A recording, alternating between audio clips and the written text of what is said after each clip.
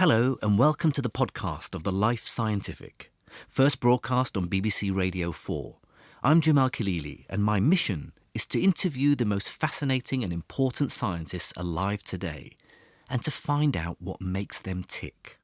Why do some children find language difficult? That's the question that's driven my guest today throughout her career. Dorothy Bishop is Professor of Developmental Neuropsychology at the University of Oxford. Since the 1970s, she's almost single-handedly uncovered and investigated a previously hidden form of language impairment that may affect up to 7% of children. Originally deemed to be the fault of lazy parents who don't spend enough time talking to their kids, she's worked tirelessly to overturn that misconception and to understand the true underlying causes. Through her website, Bishop Blog, which has the strapline Ramblings on Academic-Related Matters, Dorothy is an outspoken critic of folk psychology, media misreporting and flawed scientific studies.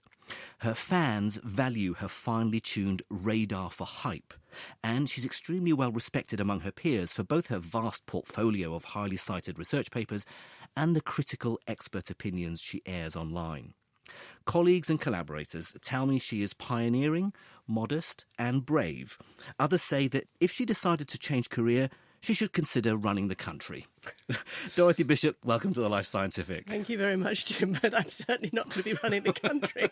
Well, OK, it's too late for you to run for election this time around.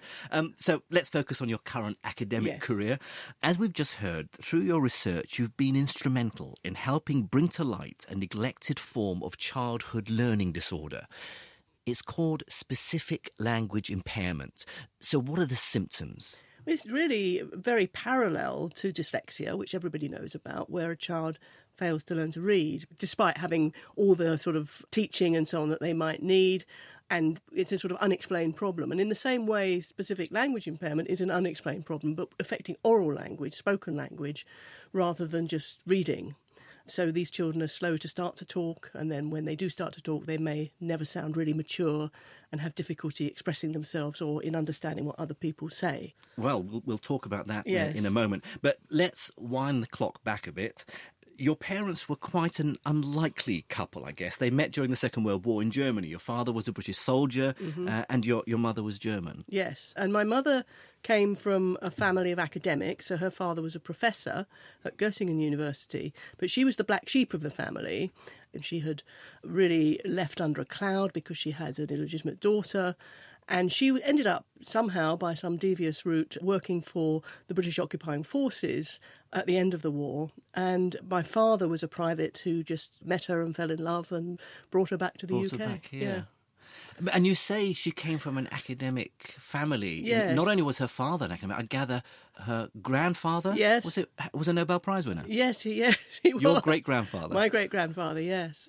I mean, I found this out relatively late because she really found herself very pressurised by this family, and her sister, to whom she was very close and who we knew very well, described my mother as a rebel, and she felt that she always felt she couldn't quite keep up with the expectations of this family, and so she was very keen not to put pressure on her own children. I really could have not gone into academia at all quite easily. I mean, I had all sorts of bizarre ambitions, and at one point I wanted to be a cookery demonstrator, and that would have suited me just fine. At another point I was quite interested, because of holiday work I did, to be a psychiatric nurse, and it was all a bit random and chance. I liked science, I knew I enjoyed doing it at school, and so when I got into university, that then sort of set me on the path to becoming a scientist. But I was very much sort of ambiguous as to what exactly I wanted to do. Well, you certainly seem to have flourished once you got to university.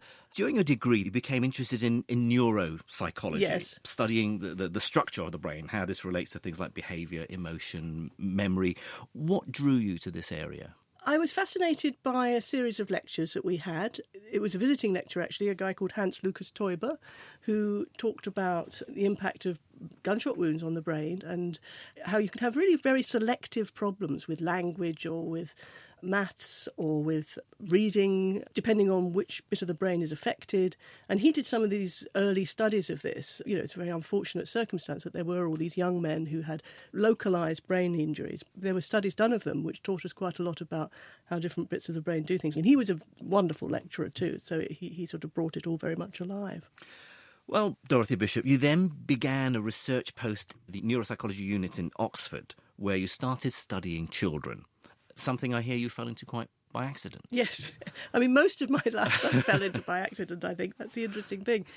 So I was still very interested in neuropsychology, and a post came up to work on a grant with Frida Newcomb, who was working in a little MRC-funded unit in Oxford. So she took me on, but she was very keen for somebody to work with children because she did get child referrals. And it just coincided as well with the opening of a special school for children with language impairments near Nottingham. And we went and visited this school, and it was agreed that I could sort of like study all the children in the school for my doctorate, and that was very, very useful. And what basically you'd set out to get to the bottom of was this question: why do some children find learning their own language difficult? Yes. And I guess it's a question that's really defined your whole career. Yes, it is. And it was at this point that you became interested in this specific language impairment. Yes. This special school was intended for children with those sorts of problems, where it was really difficulty with spoken language that wasn't readily explained by something else, like a hearing loss or brain damage or something like that. So what kind of problems might a child like this present with SLI? Yes. That's distinct from other disorders, yeah, similar disorders? When they're very little, they might just sound really immature. So you might have a 5-year-old that sounds like a 2 or 3-year-old. And that's very obvious. And that's obviously a limitation if you really can't just put the words together. But as they get older, they typically will be able to produce sentences, but they may just not be able to use the complex vocabulary or to express things as clearly as somebody else. And in comprehension, where again the problems are often really pretty invisible, they may not be taking in as much as you think they are. So they may come across as rather stupid or disobedient even, or willful children, because they'll get into trouble because when the teacher says, well, let's all put away your pencils and then come and sit over here or whatever, they may only do the first part of that, or they may just pick up the few key words from that. So these are children who would have normal self-help skills, and they would learn to walk, and they would not have major social difficulties, so they wouldn't look like a child with autism. And yet their ability to communicate through spoken language is really quite limited. And I gather there were a lot of competing theories about at the time as to why these children struggled like this. Yes. The dominant one was an auditory theory that said that this was a downstream consequence of an auditory difficulty, that children didn't perceive rapid or brief segments of sound normally, and so it was almost like listening to sound underwater or something, so they just couldn't take in so much. But the more I've worked on that, the less convinced I am that it is a major problem for most children. And I think it may be almost more of a consequence of the difficulties they've got rather than the underlying cause. There were also other theories mooted at the time. It might be down to disease, or even this issue of parents not talking to the kids enough. I moved really from focusing just on the auditory and things around language sort of level to thinking, what's the primary cause? I partly was interested in this because there had also been a view that maybe middle ear disease, which is very common in young children, might be a factor. And so I did a study where I just asked about that, but I also asked about other causes like parents not talking to them and family members who were affected. And what was very interesting is that it became very clear that these are problems that run in families. Now, of course, many people would say, well, that may be that these are parents who themselves don't talk to their children, and that's why none of their children are developing language as well as they might. But when you looked at things in more detail, it became clear that you could separate out the home environment factors from genetic factors if you looked at twins. So if you look at twins, you've got two children growing up in the same household, but in some cases they're genetically the same. They're identical monozygotic twins.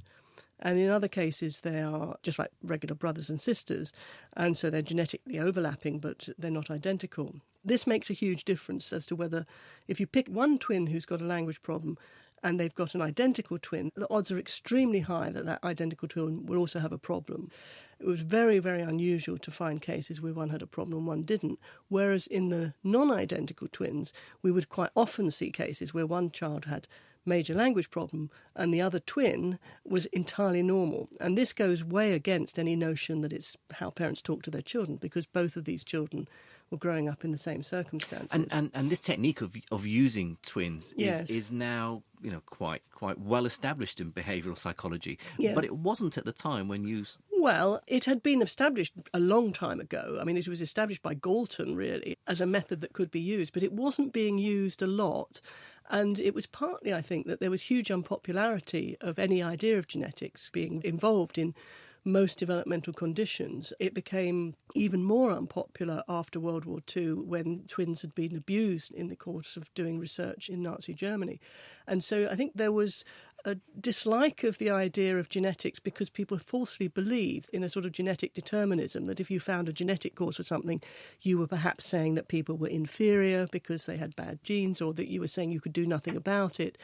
Perhaps the thing that stimulated me to get involved in twins was a very small twin study done on autism by Professor Sir Michael Rutter, who recruited children with autism who were twins and showed there that there was a big genetic effect. And that was a condition which everybody had been blaming on nurture or some sort of environmental factor. And I remember reading that study and thinking, I could do something similar to that, but looking at language-impaired children. Well, since then, there has been a lot of other work on genetics and language. What are the current findings? Is there a faulty gene that causes SLI? No, it's not in the sense that there's a single gene that is the underlying cause for everybody. The popular view is that it may well be the case that what we're looking at is something that's known as multifactorial disorder, where you've got many genes each having a very small effect combined with environmental factors. And if you happen to be very unlucky and perhaps inherit 6 different risk versions of different genes, that's going to push you in the direction of language impairment. And that's really a similar mechanism that is found in a lot of quite common conditions like heart disease and asthma and so on. And it's really hard then to find the causal factors because their effects are very, very small. In your experience, how do parents and indeed children react when they discover that there may well be a biological basis for their problems? Yeah, it's interesting. It can vary from person to person, but I think most people are quite pleased. There's a sense of being sort of absolved from it being your fault and being able to say, yes, it's not that I'm lazy, it's not that I'm a bad parent. There is some explanation for this.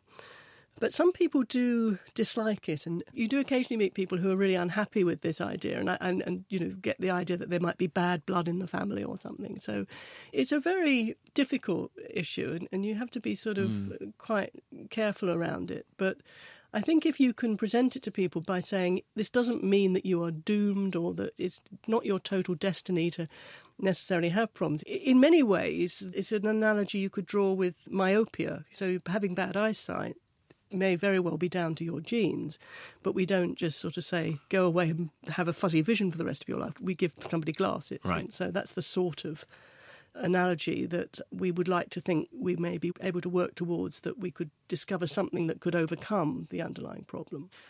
Today, as we heard earlier, researchers estimate that SLI could affect as many as 7% of 5-year-olds. That's about 2 children in every classroom. Yes. And yet most people probably haven't heard of it. Yes. Why is that? Well, I think it's partly that the terminology is a mess. Nobody agrees in how to define these children. I have speculated about this because I use what I describe as the taxi driver test, that you get into a taxi and the taxi driver says, if they're conversational, they say, and what do you do? And you start trying to tell them. And I used to try and tell them I work on specific language impairment. They had no idea what I was talking about. And they would typically think I meant children learning English as a second language, stuttering, almost anything other than what I was working on. So I learnt to sort of say, well, it's a bit like dyslexia or it's a bit like autism in some ways. I then started to really think, I'm going to investigate this a bit more. And I actually did a study looking at the published literature to see how many papers were published on these different conditions and how much research funding there was for different conditions. And it's very clear that specific language impairment was way down the bottom of the list. But it was also an incredibly difficult condition to get figures on because no 2 people called it the same thing. So some people called it developmental language disorder, some people called it specific language impairment. I started to think this may be a factor behind its invisibility, that nobody agrees. And it's a mouthful. I think that's what I autism is pretty broad. Yes, we know yes, now yeah. that one word doesn't specify one condition. But, specific language impairment is not as snappy and memorable as dyslexia or autism. This is true, but then on the other hand, the control condition that is closest, I found, was attention deficit hyperactivity disorder, which is also a bit of a mouthful. Fair point. And I was interested in that because it seemed rather similar to specific language impairment in terms of both the sort of impact on the child, which I got people to rate, and in terms of its frequency. And yet there was 20 times as much funding and 20 times as much research on ADHD than there is on specific language impairment. And I started to think this might also have to do with who is the professional group involved in working with these kids. And with ADHD, it would be paediatricians and possibly psychiatrists. SLI, it's mainly speech and language therapists. They're a female profession. They're not such a high-status profession. I did start to wonder whether this might be a factor that also made it just a less visible disorder. But be this as it may, I was determined to make it more visible, and so I'm trying very hard to now put it a bit more on the map. There is a debate as to whether it's a good idea to label children with specific conditions. You know, and a worry that this could actually hamper their development. Yes. I mean, they get bullied at school. Do you think that's valid? I think it's really difficult because I think that a lot of the labels that are used, people tend to overinterpret them. This is at the moment a big debate around dyslexia. If you give the label dyslexia, people think you're talking about something like measles with a sort of very clearly defined boundaries and a very well-established cause. Sounds neurological. And then people have come along and pointed out that really you're talking about a child who's got an unexpected reading problem, and that's pretty much the definition of dyslexia. And it's, again, very broad. And it's just the same with SLI, that it's not a very clear-cut condition. It's probably a group of different conditions. Where do you put the boundary of whether somebody's got SLI or not? You mentioned this figure of 7%. You could make it more or less depending on how severe a problem you decided the child needed to have. So this categorical label is really rather misleading. But on the other hand, if you don't have labels of that kind, there's a real problem that the child's difficulties don't get taken seriously and that there's no provision made for them. And so in a sense, I think labels are okay as long as they're understood as a shorthand that really allows people to illustrate that this is the child's principal difficulty and that they're likely to need some help for it. But it doesn't really mean more than that. And at the moment, in terms of support, what is the best way to help children with specific language impairment? Well, I think just even understanding that there is a problem is going to make a difference to many children. This is such a non-obvious disability. And just being in a classroom with a teacher who is aware that maybe you may need to have things repeated or you may need somebody to speak slowly or to use simpler language with you can be a great relief to the child. The children who have longer-term persistent problems will usually be seen by a speech and language therapist, but it's really a case of often these problems not being recognised that is the main difficulty. Well, Dorothy Bishop, in addition to uncovering this new language impairment and pioneering novel research methods, you've also found some pretty innovative ways to get the information out to parents and teachers, including funding a YouTube channel. Yes. How did that come about? Yes. This was inspired partly by my attempts to look on the web at what there was out there about specific language impairment and finding that what there was terrible. It was either incredibly scientific and no parent would ever understand it, or it was wrong, basically, and it was people trying to sell parents dubious sorts of treatment. And I thought, what we need is some fairly straightforward information expressed in terms that people can understand if they haven't got scientific training. But I had the idea that, maybe we would make a video or two. I sat in my living room filming myself saying something for 3 minutes and then you can stick it up on YouTube. And it was a liberation to realise you can do that. You don't necessarily need to be terribly expensive or fancy in what you do. And those are also, seem to be appreciated and watched by people. So it's been a really enjoyable exercise doing this. And as well as YouTube, you are also very active on Twitter. Oh, yes. and you regularly post articles on your website, Bishop Blog. Yes. Why did you feel the desire to start a blog? Yes. Well, I got onto Twitter. In fact, the person responsible for getting me onto Twitter was Sophie Scott, who I think you've also had a Life Scientific on. Yes. Who's a colleague. We overlapped together years ago in Cambridge. And so I started on Twitter, but then I found that debates would sort of occasionally start up. And I wanted to say something in more than 140 characters. Sometimes it's just not enough to express your point of view. So I realised you could just sort of, again, quite easily start a blog. There are lots of free platforms that you can have a go on. And I found it very rewarding because it meant that you could say exactly what you wanted. You didn't have to worry about editors or anybody else. But also I realised that you get comments back very readily from people, either agreeing or disagreeing, but you reach a much wider group of people through social media than you would as a regular academic. And I tend to use my blog mainly, it's sort of letting off steam about things that I have strong opinions about. I mean, you are quite openly critical of other scientists' studies or government policies or things like education, certainly battling, pseudoscience, bad science wherever you find it. And you feel compelled to speak out about some of these I think somebody matters. has to sometimes. I mean, it's sometimes uncomfortable doing that. And, I don't like to be too overtly critical of specific individuals, but sometimes you just feel that if nobody speaks out, this will go on. And there are some, I suppose it's just things I feel strongly about and want to make my point. I mean, it's certainly something that we're all aware of. In your field, for instance, there's a lot of folk psychology out there, as it's known, on the internet. How can people tell if what they're reading is based on solid research or not? Well, I guess the source of the information is one clue. So if it is by somebody who has got a proper academic reputation and is in a university and publishes in the peer-reviewed literature, that doesn't guarantee it's good, but it's better than ideas put out by people who are just sort of making it up as they go along. And that particularly, I've tried to describe that talking about, for example, treatments for conditions like dyslexia, where there's a lot on the internet that is not evidence-based, but is presented in a very slick way that makes it look as if it's all validated and marvellous. And so I have tried to sort of lay out what I call red flags that you should look out for if you're trying to establish whether you should try one of these things. And it would include sort of whether the person has got academic credentials and whether there are randomised controlled trials, for example, and things like that. Now, every scientist, and indeed every science journalist that I've spoken to, holds you in the highest regard and values your opinions. But I guess it's fair to say you've trodden on a few toes in your time.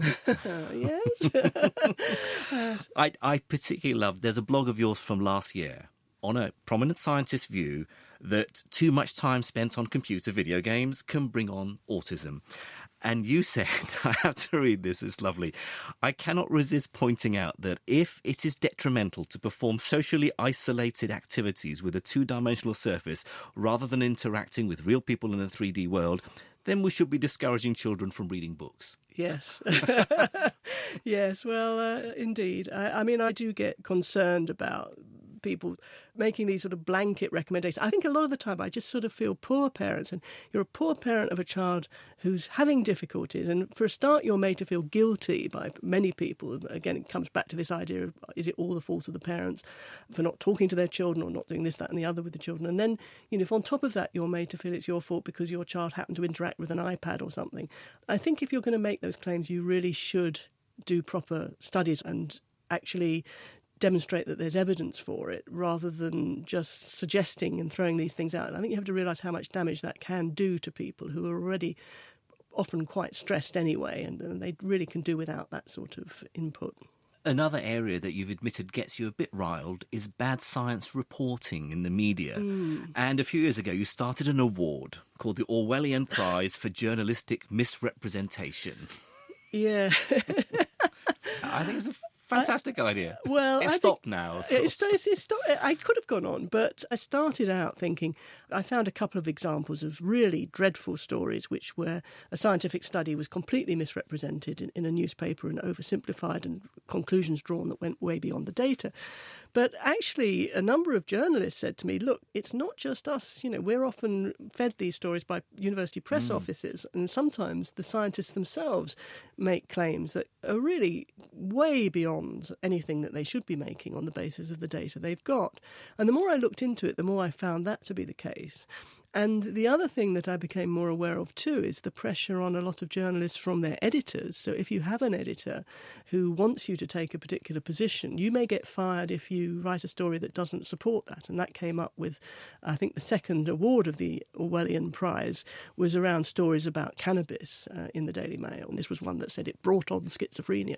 And, you know, when you traced back the original study, it was some study in mice. There was no way you could say that a single dose of cannabis made you schizophrenic. I mean, it was just sort of crazy stuff. But this was how it was presented. Somebody pointed out to me that every story about cannabis in the Daily Mail was saying how dreadful it was for you. And this was in line with the editorial policy on cannabis being such an evil thing that, you know, there was not going to be any balance in stories on that. And on that issue of the scientists themselves or the university press officers overhyping a piece of research, you know, how do we as scientists make sure that our research sounds exciting enough to attract attention more widely, but not so overhyped that it's no longer accurate? Well, I think we should not necessarily want it to attract a lot of attention. I mean, you know, I think a lot of what people do is good, solid science that people can build on, but not every scientific study is really newsworthy. The real problems come when people start trying to take something that isn't newsworthy and build a story around it, and then you're forced into making all sorts of claims that go beyond the data.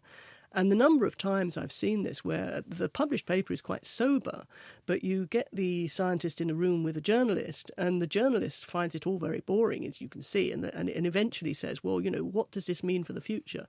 And the poor scientist comes out with some weird and amazing speculation in desperation trying to satisfy this question, and then that becomes the story, as if that's what's been shown. Well, I certainly can think of many occasions when my research in theoretical nuclear physics has been riveting to me. It would leave everyone else completely cold. Yes. But there's pressure on scientists more and more these days to show the impact of their research. And so we're sort of encouraged to speculate what it might lead to in the future.